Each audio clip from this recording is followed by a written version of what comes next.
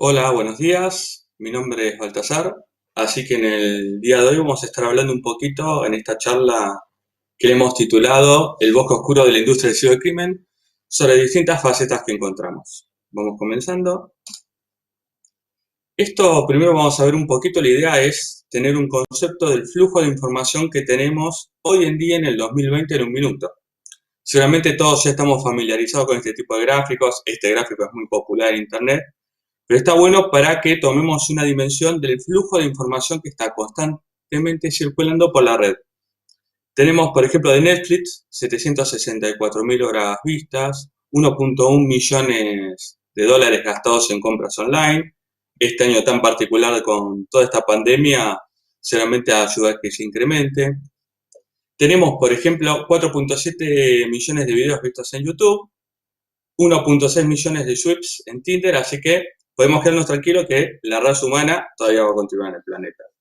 La idea de esto es tener en cuenta todo el flujo de información y que en medio de todo ese flujo pasa desde el WhatsApp que yo mando a unos amigos para ver si nos juntamos a comer, a cenar o lo que sea, hasta cuenta de datos, compras, documentación sensible ya sea del sector privado o público y demás.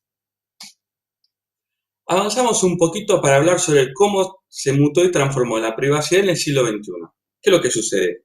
Hasta final del siglo XX, nosotros teníamos que el ser humano se manejaba en un solo ámbito, que era el físico, que era el que nos manejamos nosotros cotidianamente, con distancias en el globo y demás. Pero al final del siglo XX y principio del siglo XXI se ingresó el ámbito digital. Esencialmente las mismas conductas de las personas que tenían en el ámbito físico se trasladaron al ambiente digital. Quizás cambiamos el ir a un bar a conocer a alguien por una red social. Quizás cambiamos lo que es una reunión por una teleconferencia. Pero si bien la mayoría de las actividades, tanto buenas como no tan buenas del ser humano, se trasladaron al ámbito digital, hay una variable que no tenemos en el ámbito digital, que esa es la variable distancia. Y es una variable que cambia todo.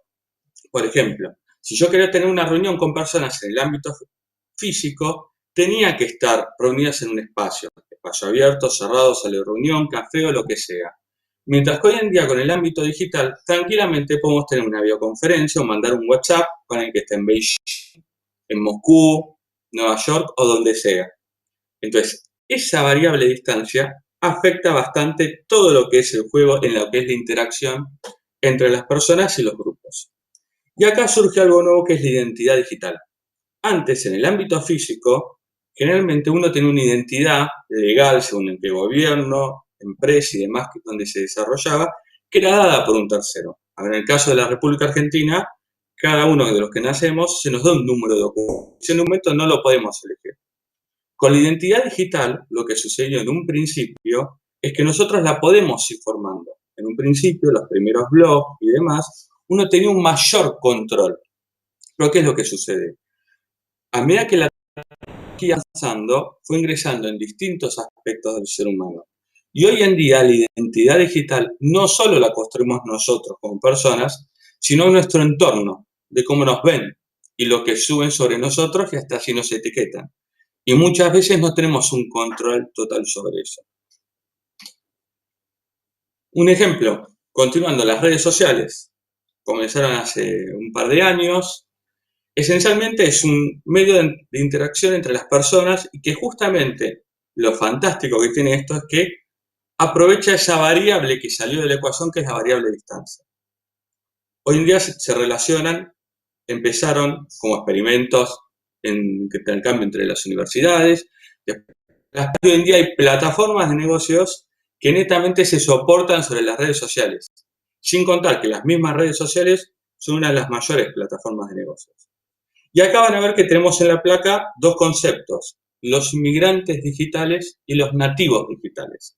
¿Por qué los pusimos?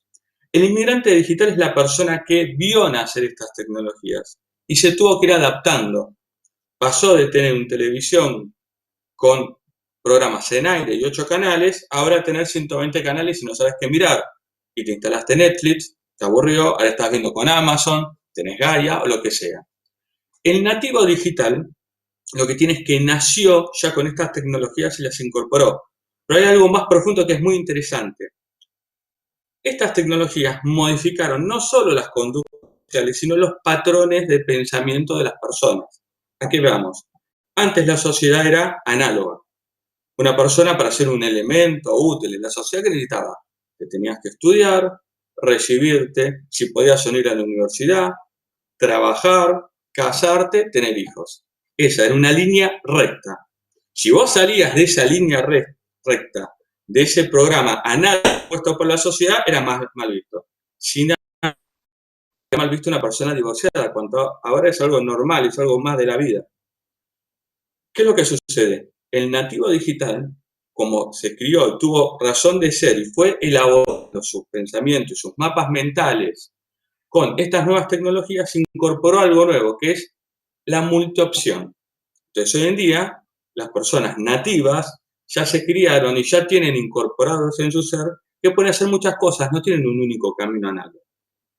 Entonces tenemos gente que está estudiando, se toma un año sabático, entra una carrera, entra otra carrera, quizás decide tener hijos solos, o no, o lo que sea. ¿Por qué hacemos aclaración a esto? Porque estos patrones de pensamiento que cambiaron nos permite abarcar todo en lo que es un nivel multitasking, que antes quizás era mucho más difícil de desarrollar. Acá tenemos una nota del año pasado. Israel Folau era uno de los mejores jugadores, algunos lo consideran el mejor jugador de rugby de Australia. En Australia, el rugby es el principal deporte, como en Argentina sería el fútbol. ¿Qué es lo que sucedió? Como acá podemos ver bien, hizo un posteo en Instagram. Si lo hizo a él o alguien que le maneja las redes, no sabemos conectar que tú. Pero la realidad es que la identidad digital de Folau es mucho más abarcativa por ser una persona famosa. Y aquí es cuando volvemos a hablar sobre que no existe esa variable de distancia. Fíjense como un posteo, un comentario hecho en el ámbito digital que no tiene el límite de la variable de distancia, se viralizó por todo el mundo, tuvo notas en muchos países, inclusive acá en Argentina tuvo sus propias notas.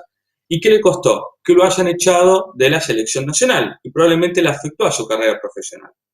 Ahora, si este comentario lo hubiera hecho en el ámbito físico, en un lugar cerrado, con gente conocida, quizás hubiera sido mucho más difícil que trascienda. ¿Por qué ponemos este ejemplo? Para entender lo que son las repercusiones en el ámbito digital y lo que es también la identidad digital. Y acá vamos a esta plaquita de cambio de paradigma. A ver, toda esta revolución genera una cultura de la exposición, que no necesariamente es mala, a ver, porque a veces las personas tienden a ver nada más lo negativo. No hay que ver el medio vaso vacío, hay que ver el medio vaso lleno. Todo esto nos dio una gran cantidad de ventajas. A ver, hoy en lo que es la capacidad de comunicación entre las personas, prácticamente no la tenemos limitadas. Podemos, un estudiante de Argentina, comunicarse y consultarle a un estudiante de Estocolmo, Moscú, Beijing, Los Ángeles, Sudáfrica, de donde sea. Eso antes era prácticamente imposible, más que un posteo, una carta y demás. Eso lo que nos dio es un acceso a la información. Tengamos en cuenta en los últimos años el paradigma de la información y la educación cambió en 180 grados. Antes uno tenía que ir a buscar y poder acceder a información que era escasa.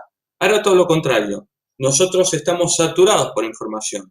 Entonces tenemos que ir discerniendo, ver qué nos sirve, qué no nos sirve de cada una de la información. Las ventajas son todas estas opciones de comunicación. ¿Cuáles son algunas de las desventajas? Es que algunas conductas del ser humano que estaban en el ámbito físico se trasladaron al ámbito digital. Entonces, las estafas las tenemos. Ahora le llamamos phishing. ¿Se acuerdan? Una película conocida en Argentina y en otras partes del mundo, Nueve Reinas. Cuando el actor Ricardo Darín toca el timbre, la atiende una señora mayor, se hace pasar por la abuela, le dice que tiene un problema. Cuando la abuela le dice que le va a ayudar con una plata para arreglar el auto, le dice que está con un amigo, que está el amigo, la señora bajó y le dio a una persona desconocida dinero. Esas estafas que se dan en el ambiente físico y que la persona tenía que estar físicamente en el lugar, hoy en día con el phishing te lo pueden hacer de cualquier parte del globo. Lo mismo lo que es la usurpación de identidad, el sexting, que se transformó, que si bien es una conducta que no es ni buena ni mala, esto es muy bueno recalcarlo, es una actitud privada entre dos o más personas con contenido sexual. No es ni bueno ni malo, es algo privado. El problema es que con ese contenido digital que se generó, que alguien adquirió, puede darle un mal uso, ya sea de distribuir sin su consentimiento, o extorsión, que ahí tuvimos lo que es el sextortion. Y después, bueno, lo que es el grooming, que es el pedófilo trasladado a las redes sociales. A su vez, la tecnología siguió avanzando y pasamos a lo que son todas las interconexiones digitales, que es a lo que se va hacia las smart cities. A ver, que esto es fantástico. El día de mañana vamos a poder tranquilamente, cuando volvemos de nuestro trabajo, de nuestra actividad, el club, deporte, ya estamos llegando a nuestra casa, ya sea nos bajamos en medio de transporte público, estacionamos el auto, estamos dejando la bici, ya activar el aire acondicionado, ya sea frío o calor, según la época del año, para que cuando lleguemos a casa estar cómodos. Desde así con un montón de opciones. Pero bien, esto que se va hacia los Smart Cities, esta interconexión que se va, también tiene su lado negativo. En conclusión, lo que hay que manejarse siempre es con esa virtud que nos decía Platón en la República, con prudencia. No es ni un extremo ni al otro. Y siempre recordar que la tecnología no es ni buena ni mala, es neutra, es una herramienta, es como un martillo. Nosotros lo podemos usar para construir o para dañar, está en las personas. Este es un grafiquito un poco de a lo que tiende, que, a ver, no es nada de ciencia ficción, ya es real, sobre todos los distintos elementos que podemos tener a nivel micro en un hogar, todos conectados a Internet. Este es el nivel macro, a lo que se va a toda una interrelación y conexión para que trabaje todo un sistema de soporte de una sociedad de manera armoniosa y facilitar la vida de los ciudadanos. Esto es a lo que se tiende y el bien bueno, a lo que uno quiere ir. Ahí, después en el medio que haya actores, agentes que quieran intervenir, es otra cuestión.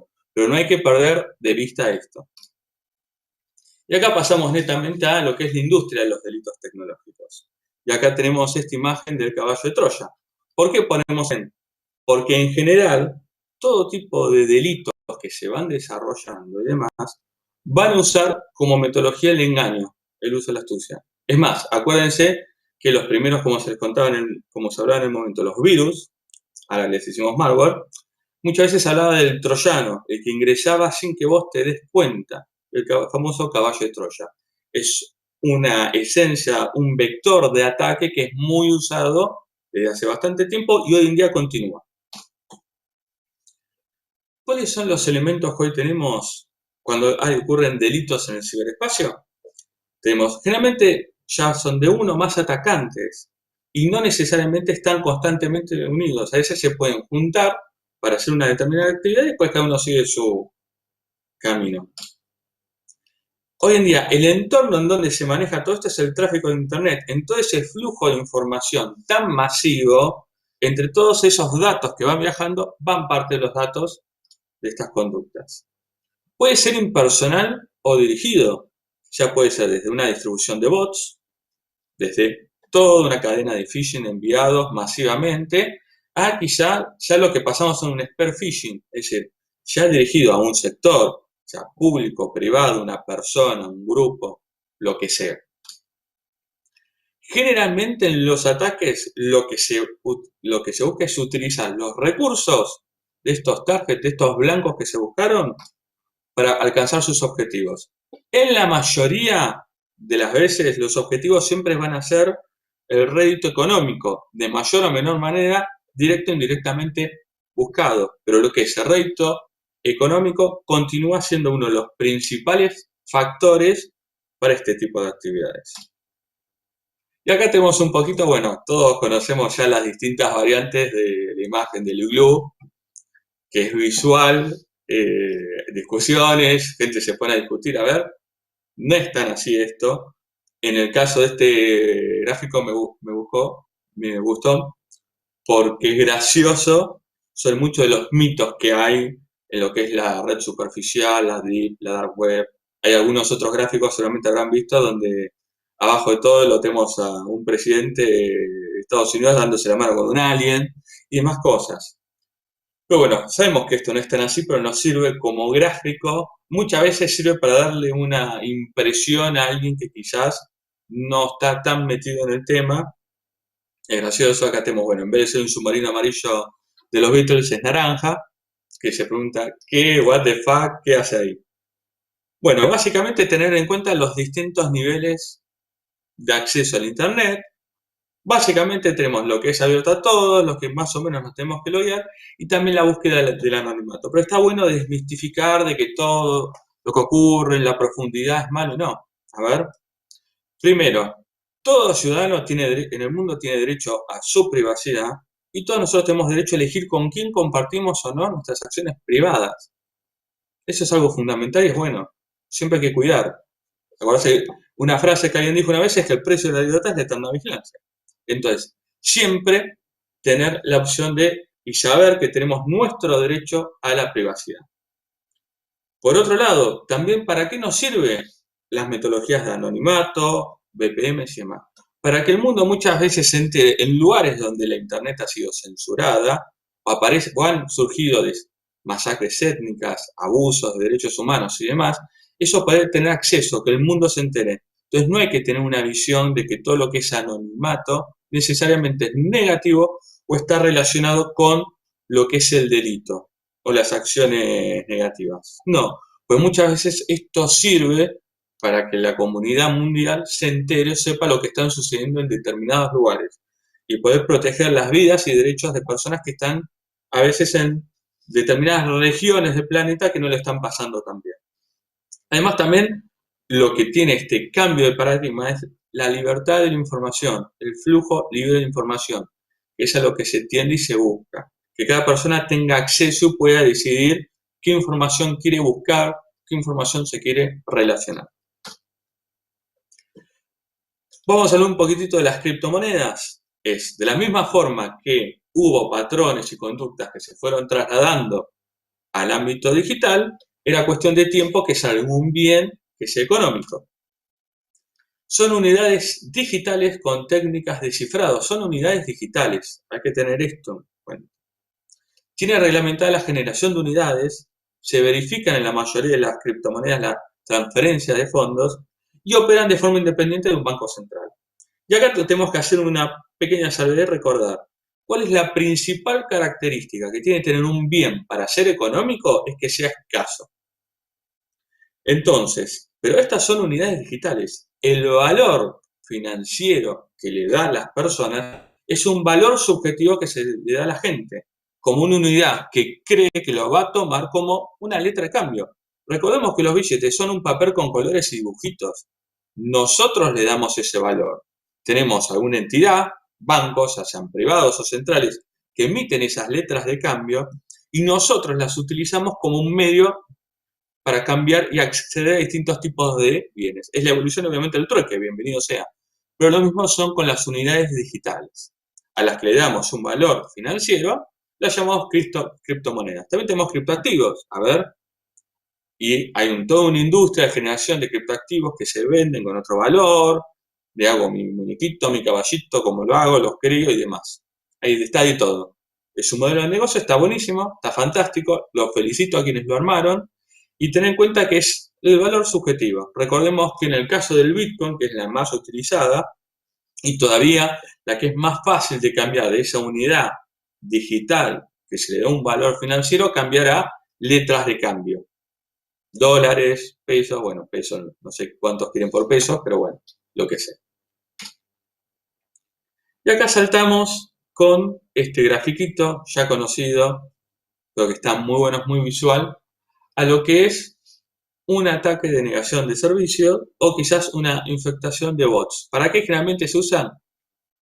Para ataques.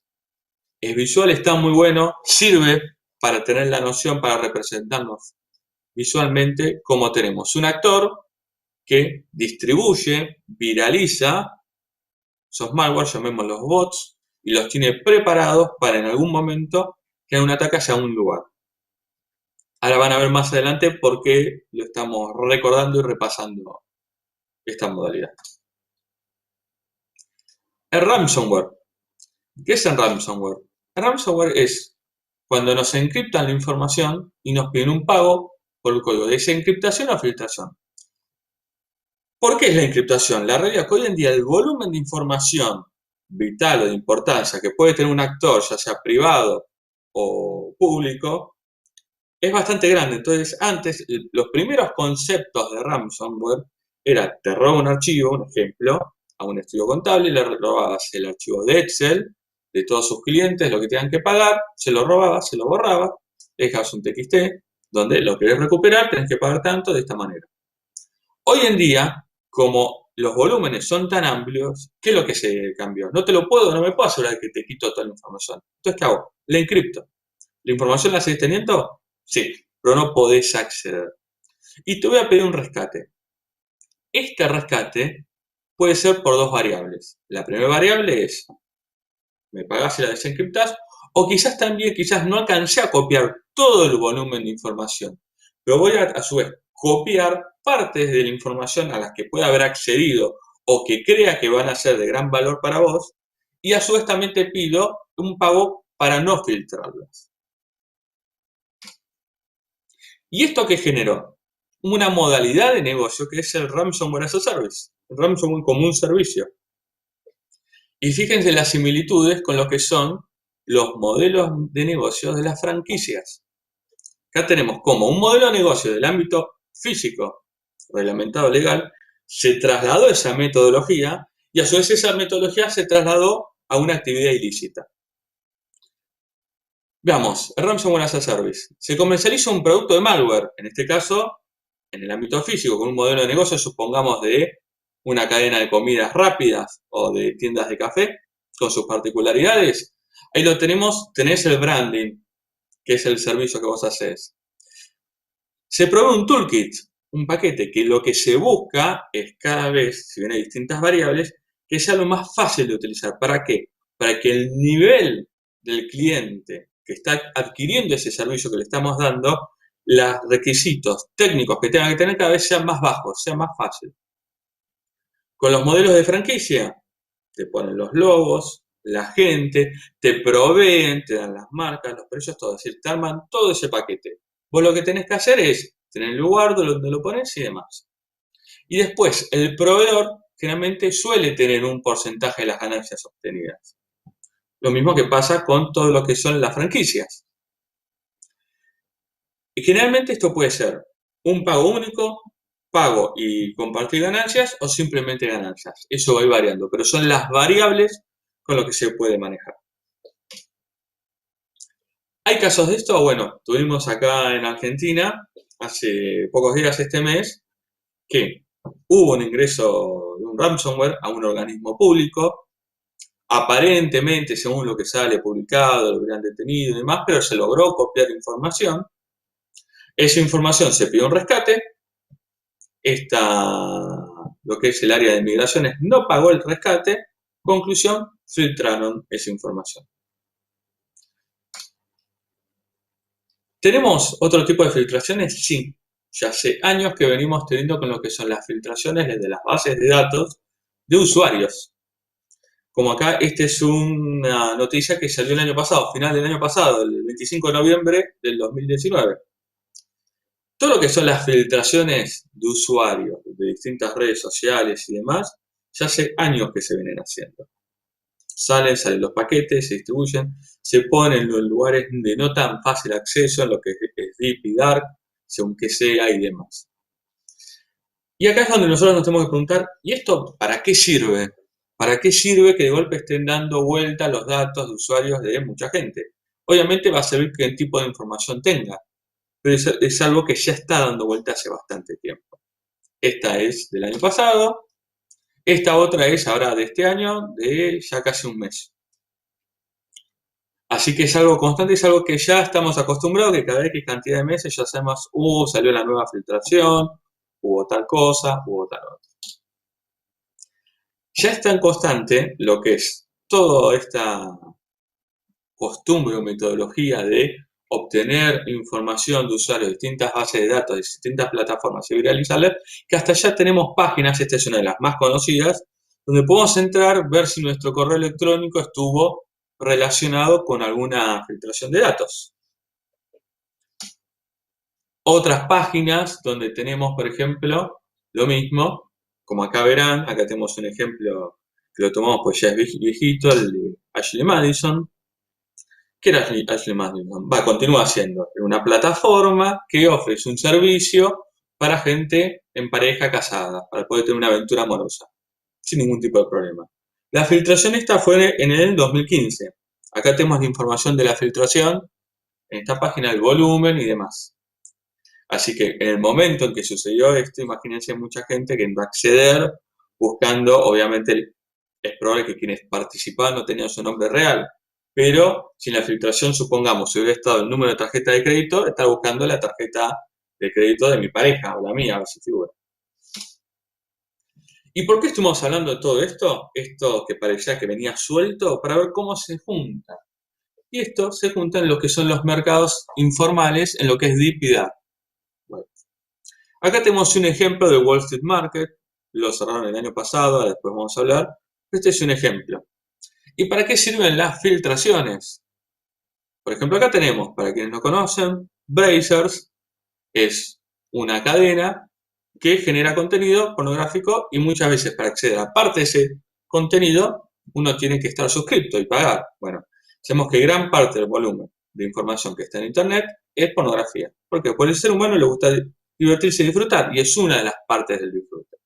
Pero acá tenemos otros productos, como podrán ver, que estaban a la venta.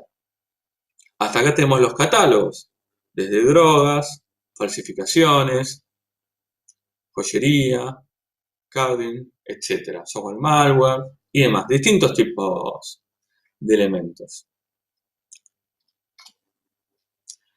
Generalmente en estos tipos de mercados que a veces también nos van a vender un producto físico, supongamos, yo accedo a uno de estos mercados y veo que me están vendiendo un teléfono estilo iPhone a $200. No compro con $200 ningún iPhone. ¿Qué es lo que primero puedo llegar a pensar? Es que me están vendiendo un equipo que no es real. Cuando me llegue me va a llegar un ladrillo o una copia barata de algún país. Pero no, muchos de estos sitios, como explican, y hasta te lo explican acá para que vos lo puedas ver, como pueden ver acá arriba, es lo que utilizan es técnicas de engaños, de phishing, ¿para qué? Para obtener las credenciales de pagos de terceros y con eso hacer el envío. Entonces, si bien vos al sitio le estás pagando, en realidad ese sitio lo único que está haciendo es utilizar el dinero de un tercero para enviarte ese producto, si es físico, donde vos se lo digas. Ahora, si te agarran o donde vos le decís que te lo envíen, es tu problema. Pero tenemos que tener en cuenta que los productos que se venden no son necesariamente físicos. También pueden ser digitales, como accesos de cuentas, como los que vimos. Este es un producto, un bien digital, no necesito que me lo envíen a ningún lugar físico. Lo mismo si quiero hacer algo de esto. Acá tenemos el ejemplo de el Wall Street Market, que es un tema del año pasado. Acá tenemos la nota que publicó. Y fíjense, ¿se acuerdan que hablábamos de que en el ambiente digital no tenemos lo que es la distancia física? Entonces, era un mercado que accedía a gente de distintas partes del mundo, de distintos países. Por ende, se veían afectados distintas partes del mundo. ¿Y cómo lo vemos esto manifestado? Es, primero, el cierre fue el 3 de mayo del 2019. Segundo, fue una operación multiagencia. Acá tenemos, si alcanzan a ver acá un poquitito, quiénes eran los principales integrantes de armarlo. Clientes era de todas partes del mundo, trabajaban en agencias, tanto de los Estados Unidos como de distintos países de Europa. Supuestamente había más de 1.5 millones de clientes, también es relativo, quizás es un usuario que una vez hizo una compra de algo, no, otro usuario que hizo muchísimas compras o era un comprador cotidiano, y aproximadamente unos 4.500 vendedores. Entre los artículos que se vendían, supuestamente, eran drogas, armas, documentos falsos y demás. Y acá, ¿por qué vamos a esta placa? Porque hoy en día tenemos toda una gran cantidad de ofertas y demandas. Y hay que tener en cuenta algo. Hoy ya no es una solo agente actuando. Y existe lo que se llama la tercerización.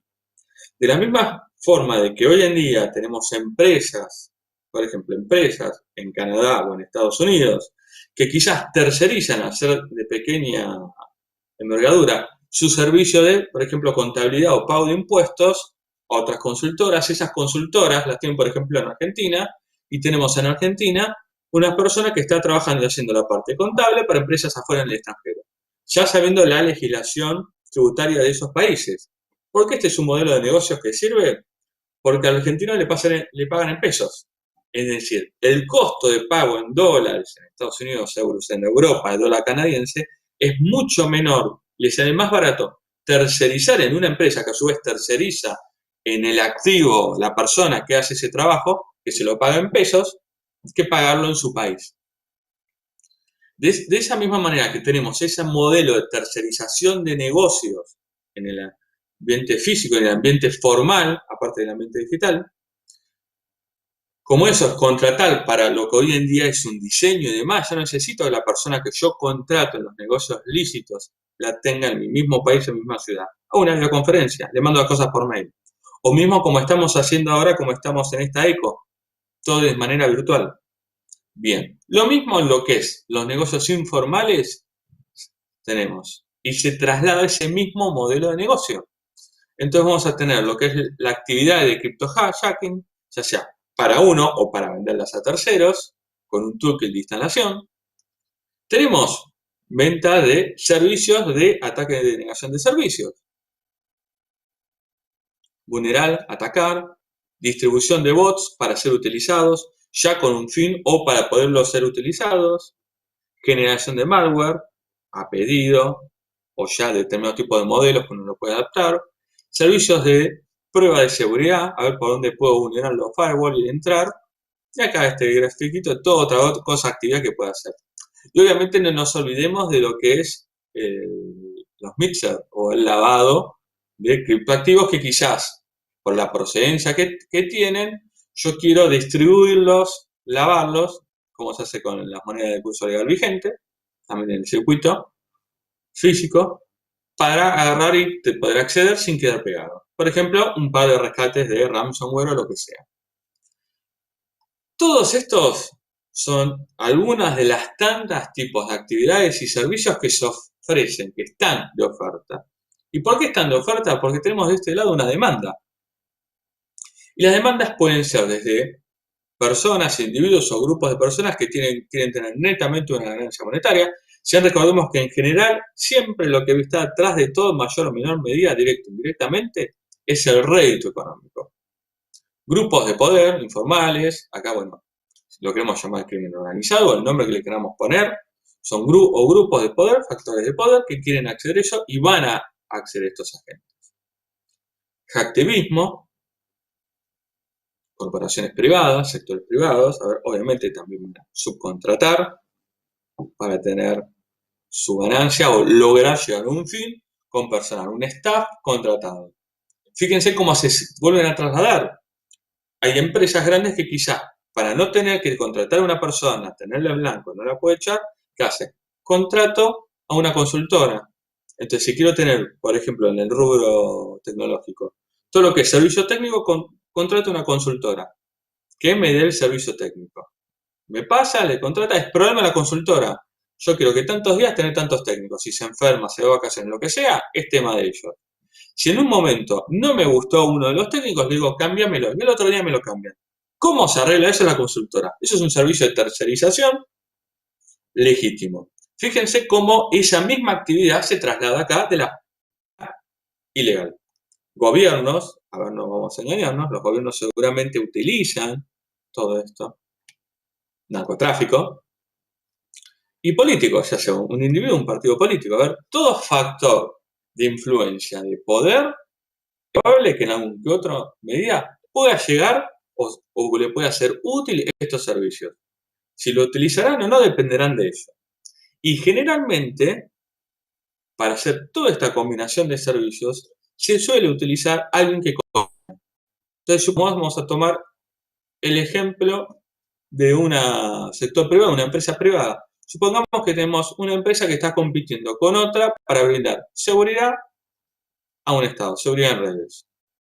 ¿Qué mejor que 2, 3 días o una semana antes de que se cierre esas negociaciones, esa competencia, poderle generar a mi competencia un daño? Entonces, quizás tercerizo con alguien, un agente nucleador, que va a contratar estos tipos de servicios. Entonces, alguien va a ver el testeo de seguridad de las redes, quizás alguien me va a generar un malware o algo, o me van a distribuir bots, o me va a hacer una regeneración de servicio. O quizás, imagínense, soy una empresa, estoy compitiendo con otra, por darle seguridad informática a un gobierno, a un Estado, y golpe, un par de días antes, en uno de mis edificios inteligentes, se me prende y se me apagan las luces, como si fuera un SOS, bueno, ¿qué seguridad voy a dar?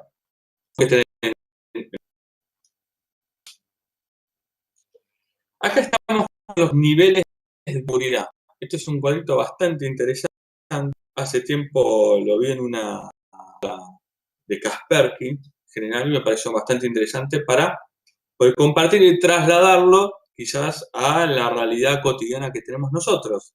Como verán, tenemos por un lado los niveles de los equipos físicos, de la información o de las telecomunicaciones, y a su vez a los que afectan al individuo, a la sociedad o a la infraestructura crítica. Los equipos individuales, ingresé un malware, se me comprometió un equipo, me secuestraron el televisor smart o el aire acondicionado, a ver, estamos muy lejos de eso, claramente no. Vehículos conectados es algo que se tiende. Recordemos la película Logan, donde ya nos muestran en un 2029, más allá que tenemos a un Wolverine avejentado, los camiones de transporte de mercadería ya directamente automatizados. O sea, es algo que se tiende. No sabemos si lo tendremos en el 2029, 2025 o 2030 y algo, pero es algo que se tiende. Bueno, las casas conectadas, como se dicen, inteligentes. Recuerden que hay una publicidad, había un video bastante interesante y gracioso, medio un chiste, que mostraba distintas cosas sobre esto, inclusive en alguna serie parecida. O en infraestructura, en transporte público, cómo nos puede afectar. En la información, bueno, lo que estuvimos hablando hace un ratito, las cuentas de las redes sociales, todas estas filtraciones. Y no solo nos afectan como individuos, sino también afectan los modelos de negocios. Porque que una empresa X tenga una filtración de sus usuarios, muchas veces es falta de credibilidad. Por otro lado, también hemos observado que cuando ha pasado que ha habido una brecha y estas empresas han avisado a sus clientes que gusta esa brecha de seguridad y demás, los clientes no se han ido muy espantados, todo lo contrario, han agradecido. Es más, han tenido más gente. ¿Por qué? Porque sienten que la empresa no les oculta, los protege y si hubo un error o hubo una falla les está avisando. Entonces, lo que a veces parecía al principio que puede ser algo totalmente negativo, si bien va a ser negativo que nos vulneran una base de datos, también la gente no es que reacciona tan básica. Va a valorar que el prestador me diga, mira, tuve tal problema, te aviso, cambia las claves, y que no es las claves. Pues le está dando una confianza. Tenemos que recordar que hoy en día también se basan los modelos de confianza. Bueno, ni hablar de las bolsas de mercado. Imagínense si de golpe se satura o hay un problema en una bolsa de mercado un día. El shock económico y que tendrían los actores principales que actúan en esa bolsa, en esa región y demás.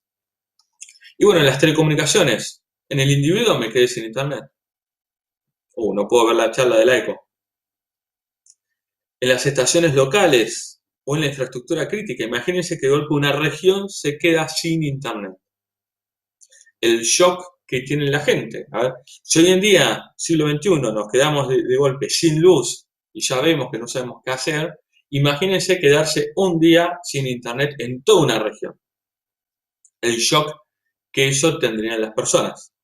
Entonces, estas son todas variables que tenemos que ir teniendo en cuenta de los niveles.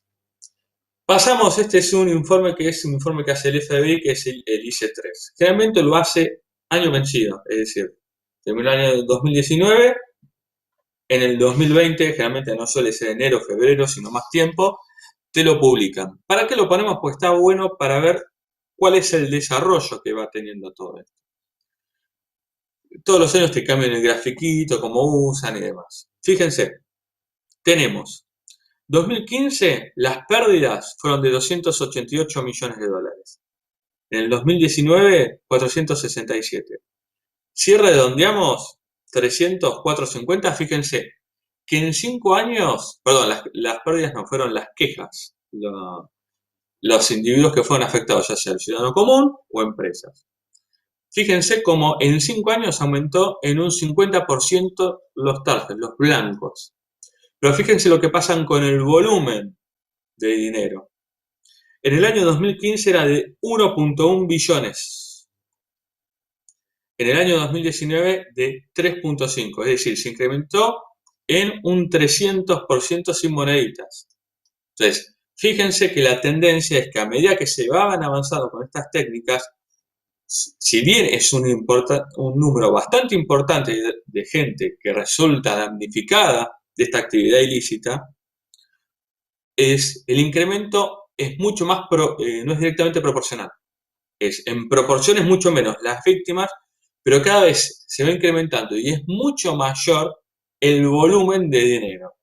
¿Qué nos dice esto? Lo vemos de la parte netamente de negocios, que el ciberdelito sigue siendo un negocio y por eso se va a incrementar. Y bueno, ni hablar este año, en el año 2020, el año que nos va a quedar como el año de la pandemia y del COVID, que un montón de actividades, tanto del individuo como comercial y como lúdica, se vieron afectadas y se vieron mucho más trasladadas. Entonces, obviamente, tenemos mucha más gente conectada online. Por lo tanto, mucha más gente que es factible de caer. Antes teníamos personas que quizás al correo entraban 2 o 3 veces nada más al día. No le dan mucha bolilla. Entonces, la posibilidad de acceder a un phishing era menor. Ahora que están todo el tiempo conectadas, o que como está muy aburrido, cada 7, 8, 9, 10 veces entran a su correo, ven, le llaman la atención, tienen un poquito más de tiempo y son más fácil de que puedan caer en un phishing. Este es un cuadrito interesante dentro de lo que es el informe, está accesible, está en internet, uno lo puede bajar y leer. Tengamos en cuenta que hacer un informe del FBI va a estar mucho más enfocado en lo que es damnificado occidentales, las Américas, Europa y sobre todo los estados. Es decir, dudo que tenga mucho acceso a casos que hay en Rusia o en China, que obviamente tienen muchísima población. Pero está bueno para tenerlo como indicativo y como una referencia. Tenemos compra de alquileres, 221 millones de dólares. Se va a estar por levantar la cuarentena. Noviembre me quiero hacer una escapada a la costa argentina. Esperemos que levanten la cuarentena. Y alquilé por alguna plataforma. Accedo y esa casa está ocupada. Se la quedan a 3 personas más. O ya no está más y era un baldío o ahora está un edificio en construcción por vendido en el terreno. Inversiones, 222 millones de dólares. De todo tipo de inversiones, de invertir esto, otro, página y demás. ¿Se acuerdan también las páginas que veíamos? A ver, dentro de lo que son todos los engaños, la metodología de uso de un caballo de Troya, es páginas falsas de inversiones. Y la gente deposita. Lo paso a criptoactivos, lo traslado, uso algún mixer y veo después cuando puedo acceder, o con eso mismo hago otros pagos de otros bienes y sigo moviendo esas unidades digitales que le damos un valor económico. El spoofing, 300 millones de dólares. ¿Qué es el spoofing? Está bueno porque es como una variación, es una evolución en los phishing clásicos y que también se nutre muchas veces de lo que fueron todas estas vulnerabilidades de las bases de datos que están dando la vuelta a Internet. Que uno dice, ¿de qué me sirve tener el correo electrónico y la clave Juan Pérez?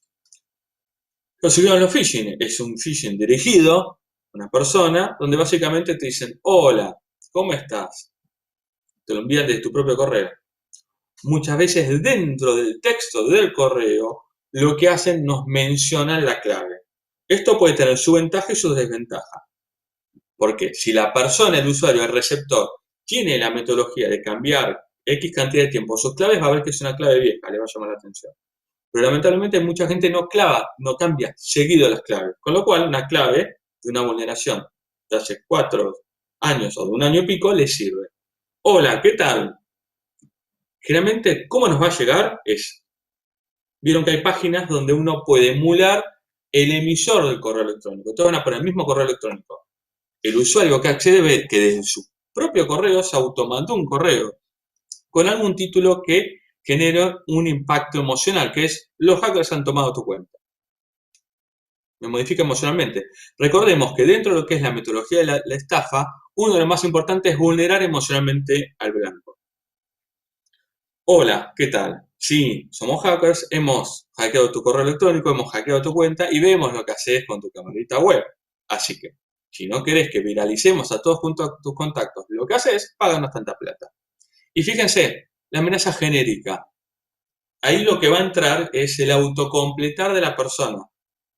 Y con lo que esa persona, si cree o no que hace algo malo o no. Capaz, si vos tenés una computadora de escritorio que no tenés una webcam, decís, ¿qué cámara? Y lo borrás.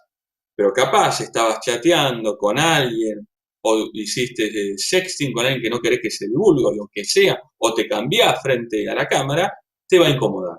Bueno, este modelo maneja este dinero, este volumen de dinero, bastante interesante.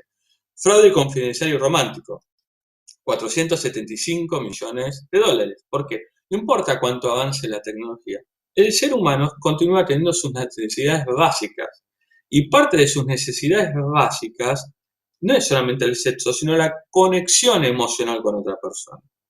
Clásico ejemplo de la persona que está hablando con otra persona de afuera, le parece fantástica, se conocen, tienen una conexión que trasciende las distancias, ya estuvieron sexteando lo que sea y después le dicen, no, mira, al final no era quien creías que era, si no querés que divulgue todo esto en este nicho que vos te manejás, profesional, familiar, lo que sea, dame tanta plata. Bueno, los BEC. Este año el año pasado el principal fue el BEC, que son las estafas a nivel corporativas a grandes escalas, de 1.776 millones de dólares. Falta de pago, envío, shipping, compré en una plataforma unos auriculares, hablo todo bien, hago el pago, me dice, no, mira, no los tenemos, pero lo tenés como crédito, me están estafando o me mandaron un ladrillo u otra cosa.